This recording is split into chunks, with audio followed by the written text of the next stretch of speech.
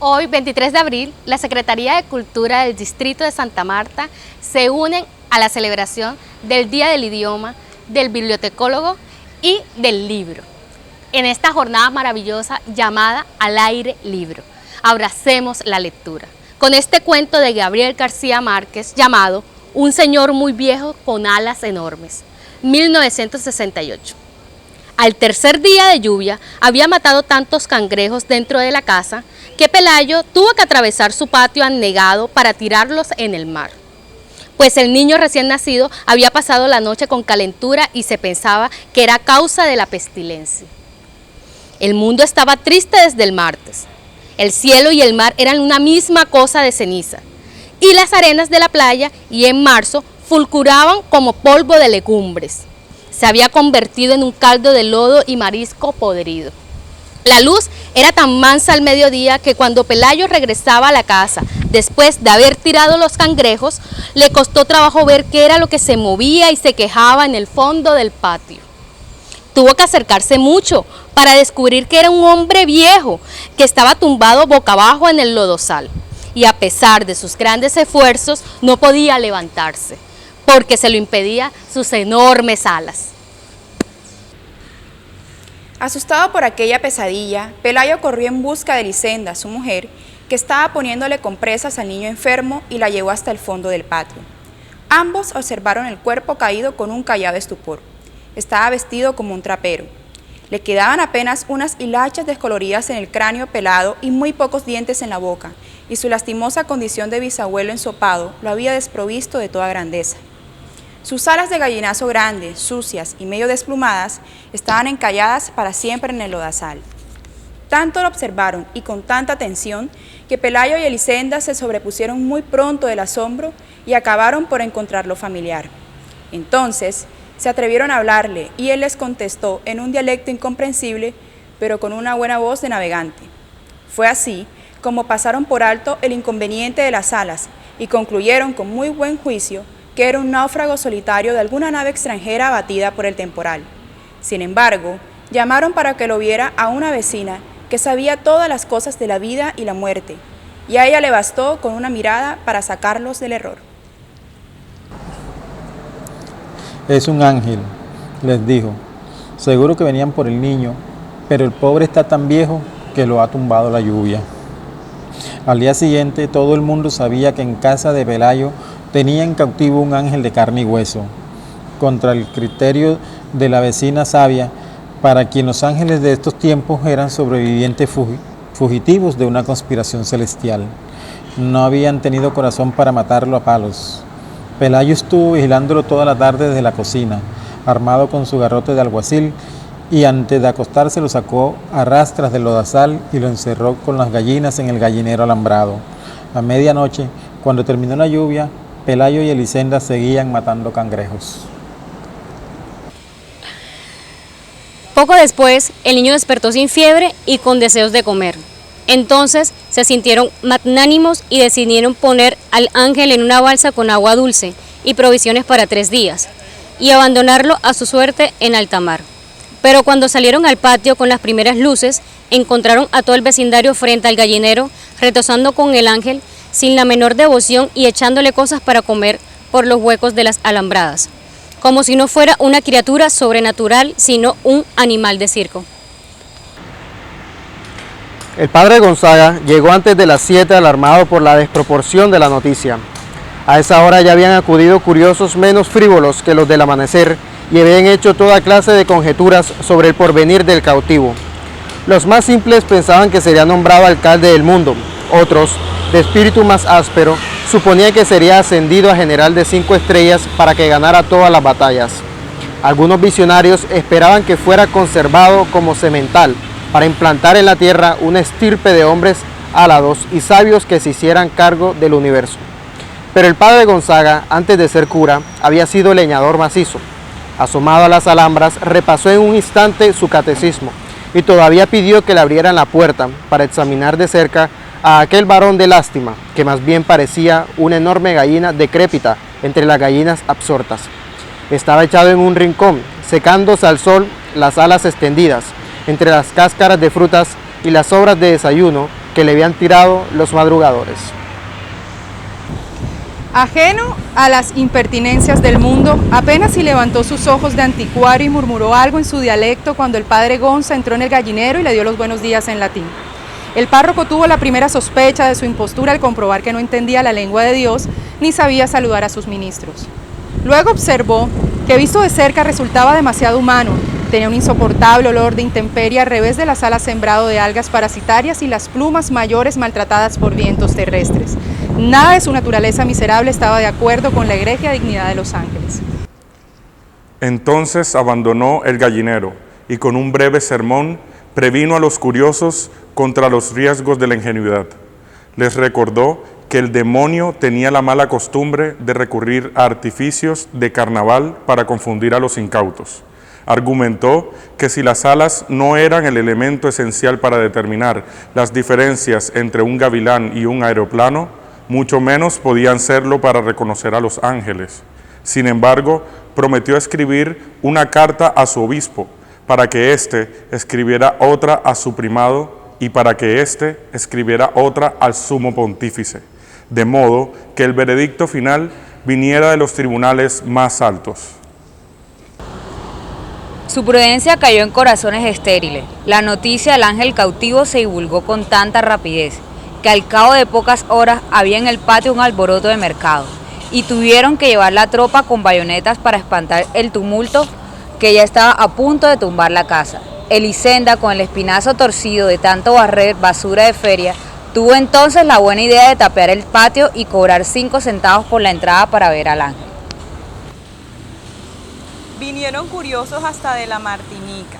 Vino una feria ambulante con un acróbata volador que pasó zumbando varias veces por encima de la muchedumbre. Pero nadie le hizo caso, porque sus alas no eran de ángel, sino de murciélago sideral. Vinieron en busca de salud los enfermos más desdichados del Caribe. Una pobre mujer que desde niña estaba contando los latidos de su corazón y ya no le alcanzaban los números. Un jamaicano que no podía dormir porque lo atormentaba el ruido de las estrellas. Un sonámbulo que se levantaba de noche a deshacer dormido las cosas que había hecho despierto. Y muchos otros de menor gravedad. En medio de aquel desorden de naufragio que hacía temblar la tierra, Pelayo y Elisenda estaban felices de cansancio, porque en menos de una semana atiborraron de plata los dormitorios y todavía la fila de peregrinos que esperaban turno para entrar llegaba hasta el otro lado del horizonte. El ángel era el único que no participaba de su propio acontecimiento. El tiempo se le iba en buscar acomodo en su nido prestado, aturdido por el calor de infierno de las lámparas de aceite y las velas de sacrificio que le arrimaban a las alambradas. Al principio, trataron de que comiera cristales de alcanfor, que, de acuerdo con la sabiduría de la vecina sabia, era el alimento específico de los ángeles, pero él los despreciaba. Como despreció sin probarlos los almuerzos papales que le llevaban los penitentes.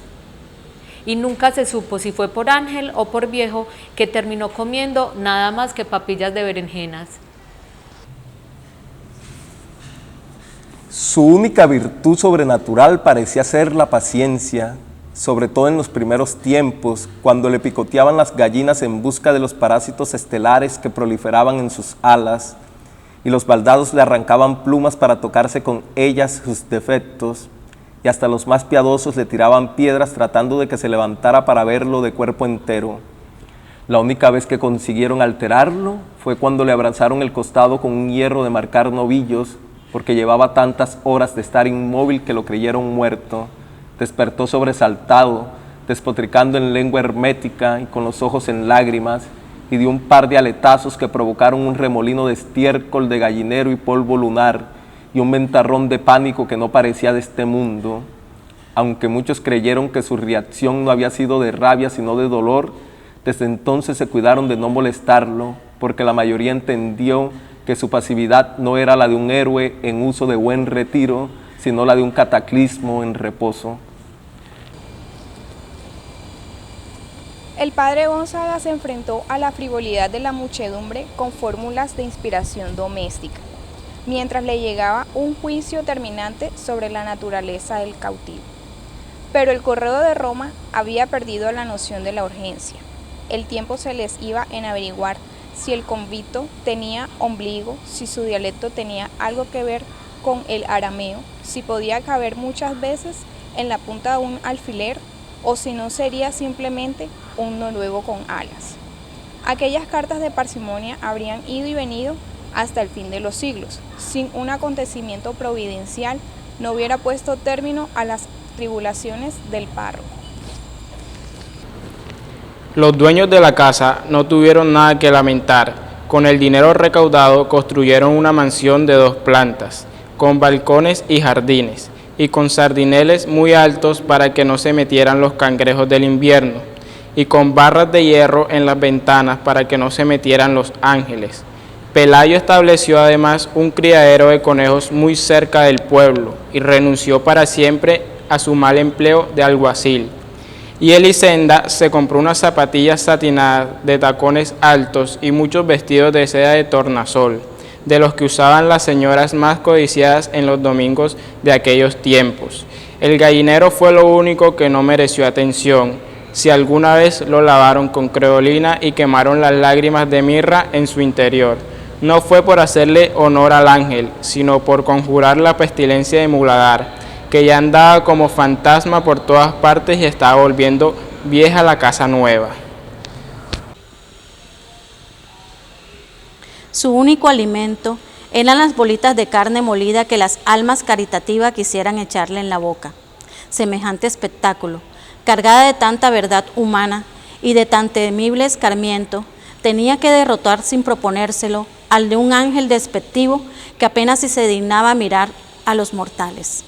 Además, los escasos milagros que se le atribuían al ángel revelaban un cierto desorden mental, como el del ciego que no recobró la visión, pero le salieron 3 dientes nuevos, y el del paralítico que no pudo andar, pero estuvo a punto de ganarse la lotería, y el del leproso a quien le nacieron girasoles en las heridas.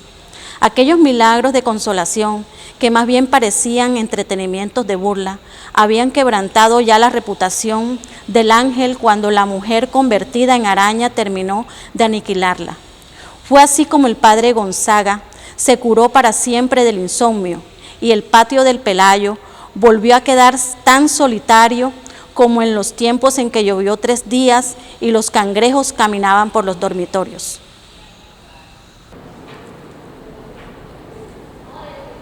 Sucedió por esos días, entre muchas otras atracciones de las ferias errantes del Caribe, llevaron al pueblo el espectáculo triste de la mujer que se había convertido en araña por desobedecer a sus padres.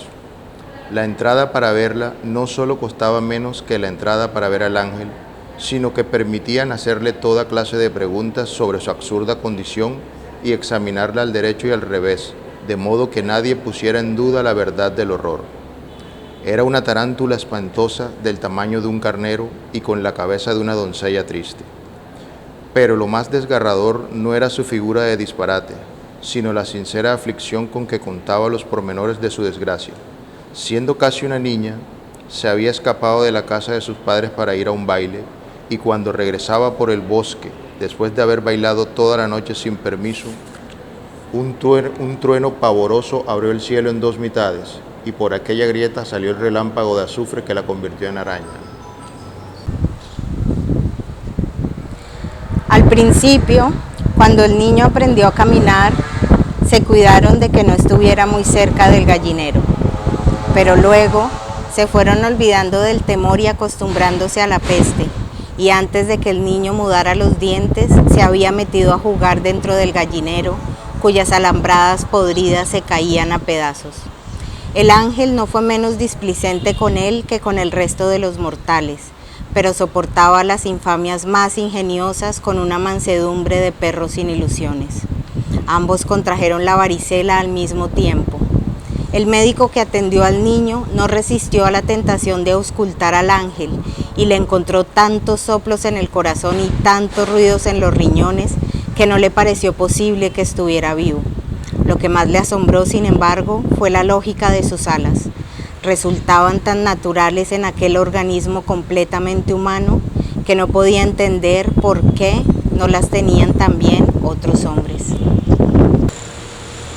Cuando el niño fue a la escuela, hacía mucho tiempo que el sol y la lluvia habían desbaratado el gallinero.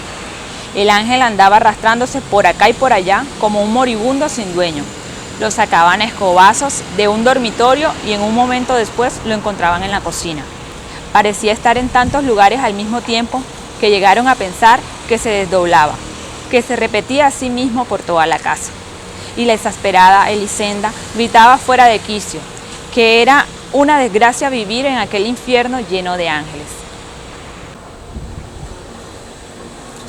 Apenas si podía comer, sus ojos de anticuarios se le habían vuelto tan turbios que andaban tropezando con los horcones y ya no le quedaban sino las canuelas peladas. De las últimas plumas, Pelayo le echó encima una manta y le hizo la caridad de dejarlo dormir en los cavernizos.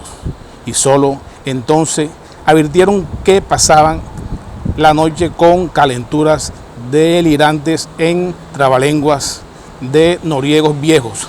Fue esa una de las pocas veces en que se alarmaron, pensaban que se iban a morir.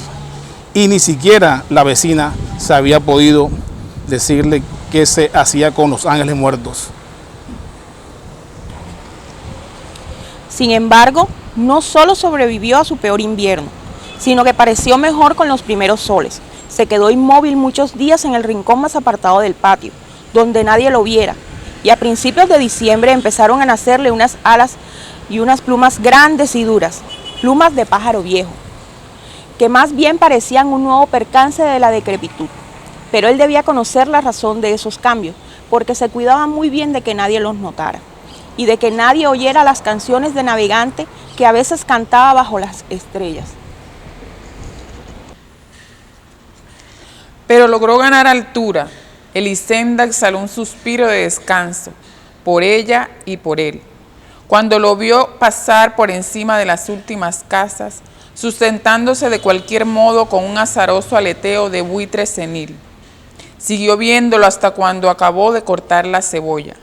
Y siguió viéndolo hasta cuando ya no era posible que lo pudiera ver, porque entonces ya no era un estorbo en su vida, sino un punto imaginario en el horizonte del mar.